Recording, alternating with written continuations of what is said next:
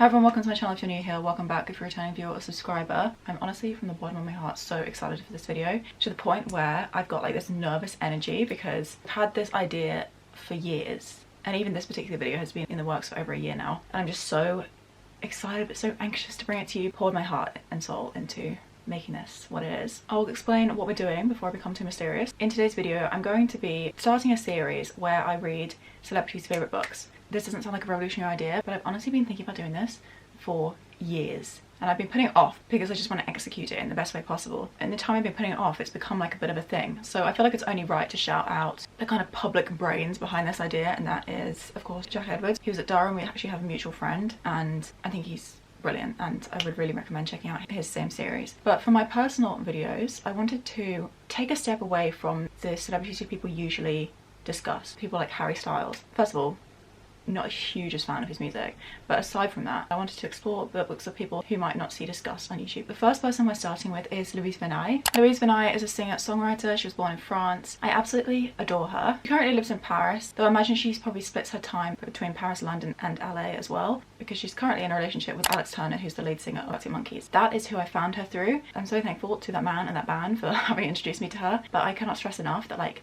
if I'd found her independently and not through my favourite band ever, I would have been as equally obsessed with her. Her debut album, Lumière Noire, is one of my favourite ever albums. I'm talking like top 10 or even like top 8 or something like that. It's just wonderful. I went so far as to order this special red pressing from Fnac because, I mean, how could I resist this? I think it's stunning. It's quite often my top album of the month. I'll make sure to list some of my favourite songs from the album down below, but to give you a couple off the top of my head, I love Desert, I love Lumière Noire, I love Fugitive, Nicotine, La Vie des Belles, every single song. There's not a single skip on the album. Aside from her musical talent, Louise has a stunning vibe all around. Her style, her music taste, her hair, her makeup, her movie favourites, literally everything is just right up my alley. And while she's frequently showing off what novel she's currently reading or the book she's just purchased, I believe I'm yet to read any of the books that she's mentioned. I do know that she's a fan of Annie Ernaux, who's one of my favourite authors that I've read so far this year. Her book Simple Passion is one of my favourite reads ever, definitely 5-star. Ernaux is an author who I've discovered independently from Louise, so I have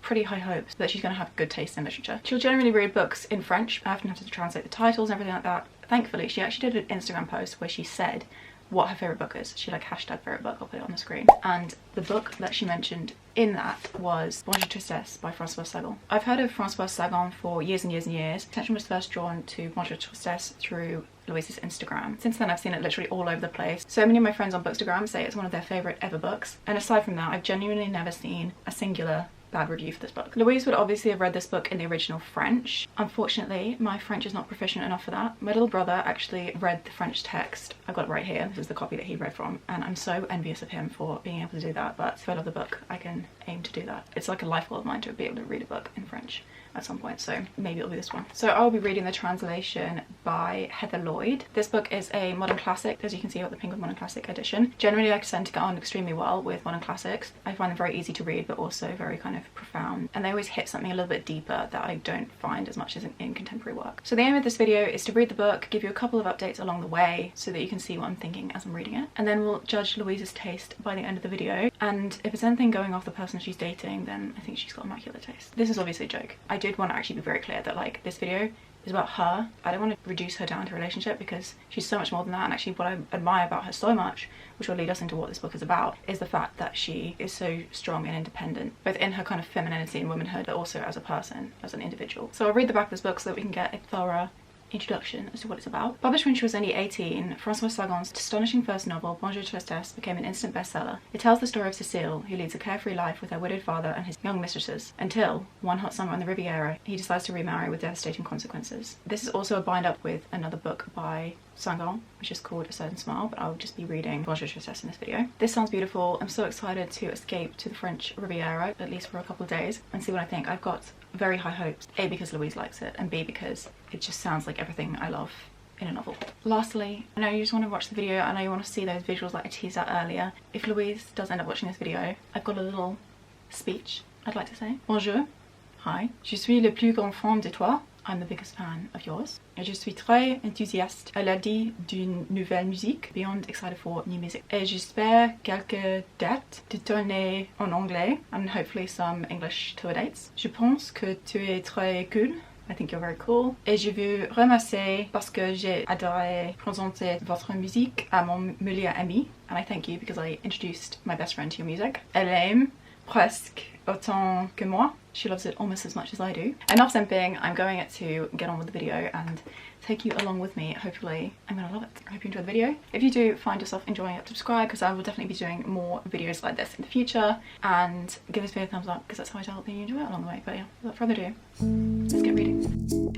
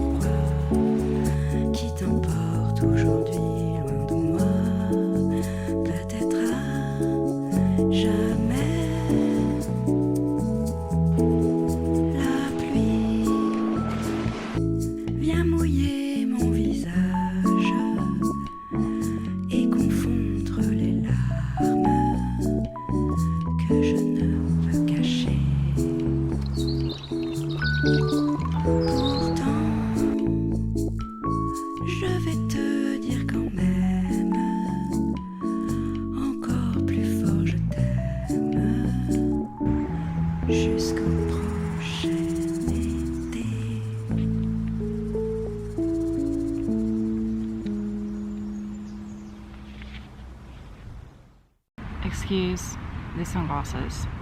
It's very bright today. I am on page 15, Bonjour Tristesse. I thought it was about time that I gave you a little update on how I'm kind of feeling about the book so far, the writing, the characters, the kind of emergence of the plot.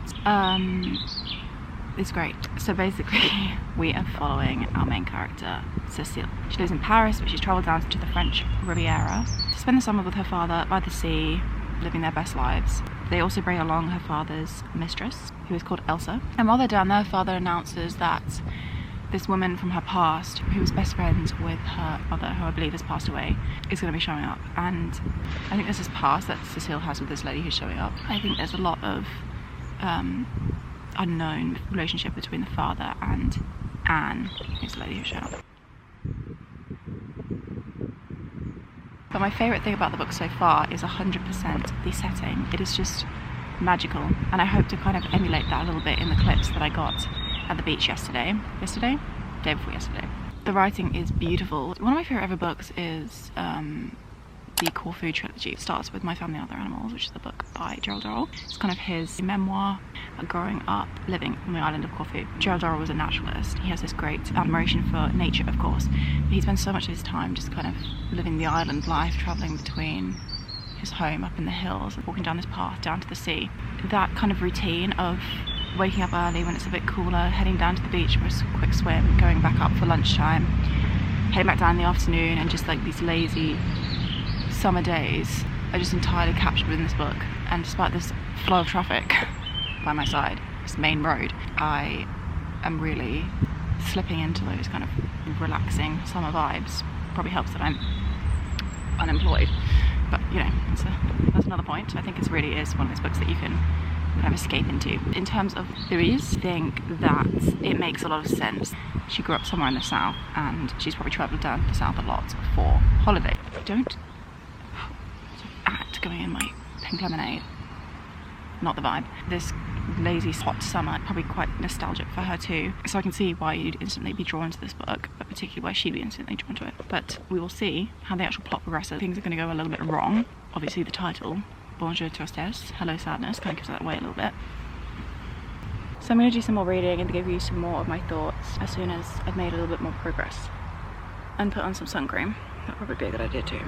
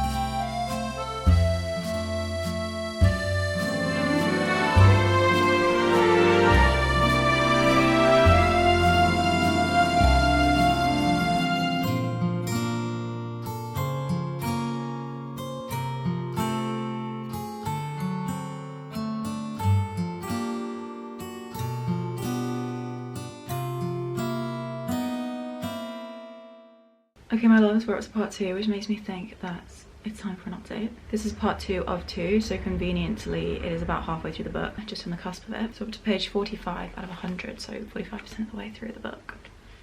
My math is immaculate. We've hit kind of a turning point in the novel.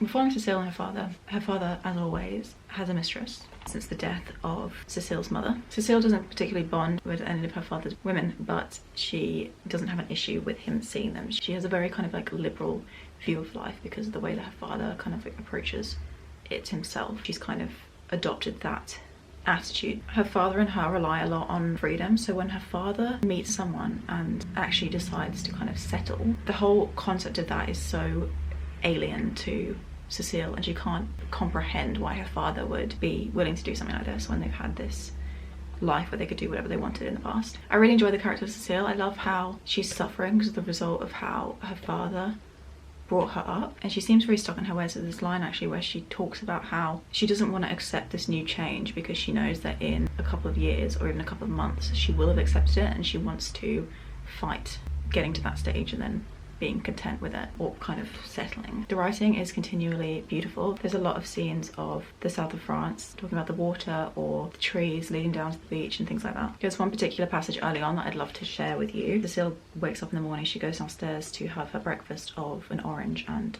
a cup of coffee. It says, "She paid no attention to me," she is in Anne, "she paid no attention to me, so I settled down quietly on a step with a cup of coffee and an orange and started into this delicious morning fare. I bit into the orange and its sweet juice spurted into my mouth. That was followed straight away by a gulp of scalding black coffee, and then again came the coolness of the fruit. The morning sun was warming my hair and smoothing out the marks that the sheet had left on my skin. In 5 minutes I would be going for a swim." And gradually these kind of idyllic, lazy, languorous summer moments get interrupted and abruptly brought to a halt by the presence of Anne. I know that Cecile wants to make a change so that she doesn't have to endure what she thinks she's going to have to, but I'm not sure how drastic. I am unsure about what I'm going to read next, but I've really enjoyed the book so far. Something I didn't notice when I first picked up this novel or when I read the back of it or everything at the beginning of this video, and that is that there's a quote from The Guardian on the back of this book. It's massive, I don't know how I missed it. It says, "Françoise Sagan is the French F. Scott Fitzgerald." I adore F. Scott Fitzgerald. Not the person. A, I don't know him, and B, from what I can tell of his personality, from Hemingway's work particularly, he would not have been the person for me.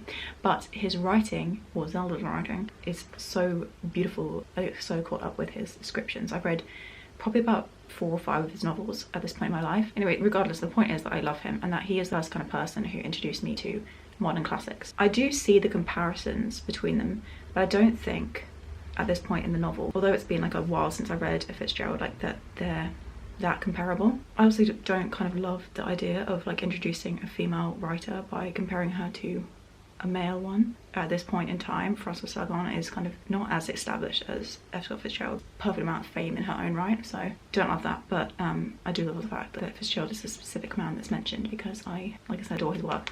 But anyway, I'm gonna keep reading. I'm gonna see what I think about the latter half of the novel, see whether any of this work reminds me of Fitzgerald, but aside from that, I'm gonna put that thought out of my brain and I'm going to read the latter half without any interference from comparisons.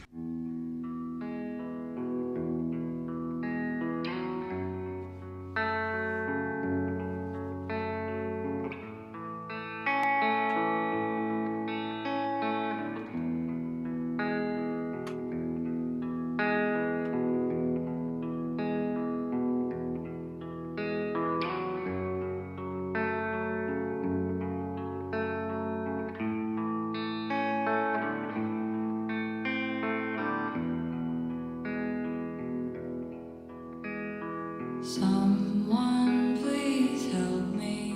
I know it's not healthy to live a lie or stay behind. I know it's not me. It's just lots of small things rolled into one. Now it's a loaded gun. It's all 4 seasons in a day. Never stays the same. I need to get away. It's all. I've just had a thought. Seeing as we've got the French here, I thought it'd be fun to read the passage that I loved, I just talked about in the update, in French. This lighting's horrific. I did live in France for a year, or for about 9 months when I was 18, so I have been used to speaking French, but we'll see how I do. Right. Je me délange un jus sucré giclé dans ma bouche de café noir brillant aussitôt. Dans 5 minutes. How did I do? Tragically. Je pense. Je pense c'était tragique.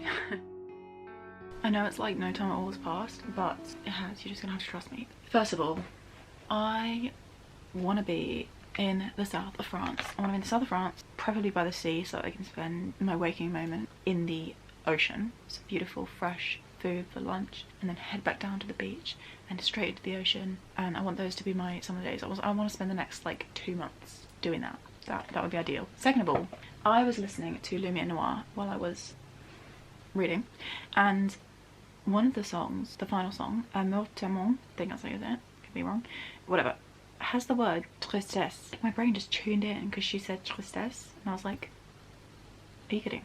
I know it's literally just means sadness, or sadness is whatever, but like that was like a fun moment. Anyways, I translated it via the Translate app, so this is probably a bit rough, but my pain is the only evening blanket, and in my bed I still have room for your caresses. Yours is colder than the worst of sadness. I don't know when she read this book, and I don't know when she wrote that song, the timeline of that, but there are some similarities. Come back, love, lover, make yourself desire, make yourself a diamond. In good weather, in bad weather, come back, love, to death, my lover. Those are some good lyrics. Anyways, what I was going to say though is something I haven't told you yet, and that is that a few months ago, actually while Cannes Film Festival was occurring, I discovered that this book is being adapted. It has actually already been adapted. The picture that Louise posted where she said it was her favourite book was actually of the movie poster, 1958. But there's a new one coming. I believe they've already started production. Like, we have the cast and everything like that. First of all, I need to watch the first movie because I want to see this brought to life, because I just want to exist in the French Riviera. And second of all, the new film I feel like is going to be absolutely immaculate. It's going to get the vibes right. I have full trust in it. Basically, it's got a completely French cast from what I've seen, and they're filming it on location, obviously, like, because why wouldn't you do that? I'm very, very excited. I assume it will be in French, but I will be watching it as soon as possible. I'm on chapter 5. I've got 32 pages left, I think. I need to go and have some lunch because it's like 3 PM and I haven't eaten anything yet, and then I'm going to get back to reading because we've got about 5, 6, 7, 8, 9, 10, 11, 12, 8 chapters left, and then I'll finish this book, which sounds like a lot, but each chapter is literally like 3 pages long. So food and then reading. I'll hate then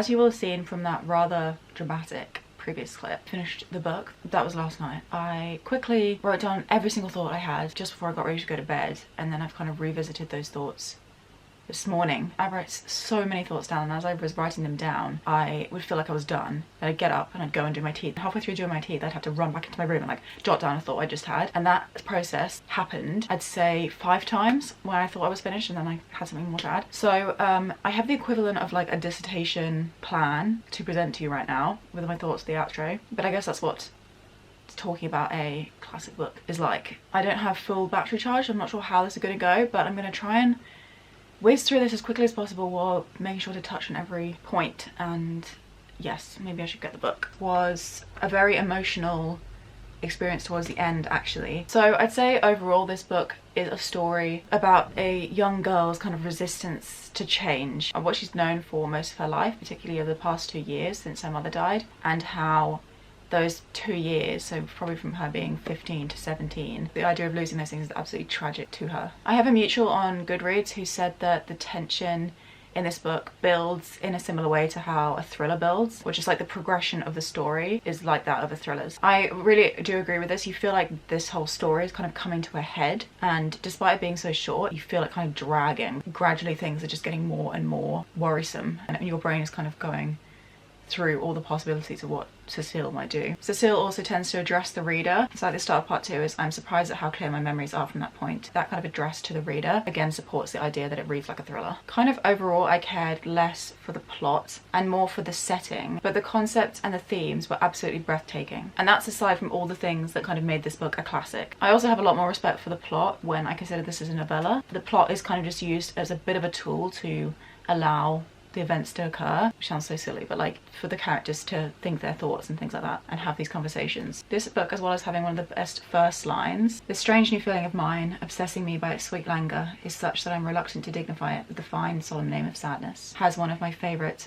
last lines, one of the best last lines I've ever read. I can't really read it because it does spoil the impact that I had on reading it. It really was that final line that produced this emotional response within me. As someone who has dealt with depression in their own life, I struggled with that for a couple of years. It kind of insinuates this idea that Cecile is struggling with something similar, particularly in the first page we kind of get hints of that. Representation, as well as being kind of beautiful in a weird way, was quite accurate. This book is kind of about how melancholy is introduced to Cecile's life. We don't get anything on the kind of history of her mother's death or anything like that that might suggest a traumatic event having happened in Cecile's past. But this is particularly focused on the melancholy that's introduced to Cecile's life via her own actions, which one could just argue are a result of her father's kind of flippant, frivolous nature. Her father's a grown man, he's in his 40s, and regardless of his kind of stupidity or naivety or whatever it is, I believe that he should have taken some responsibility, because all of this weight does kind of sit on Cecile's shoulders, even though she was kind of the mastermind behind all of the events that occurred. A lot of the major plot points were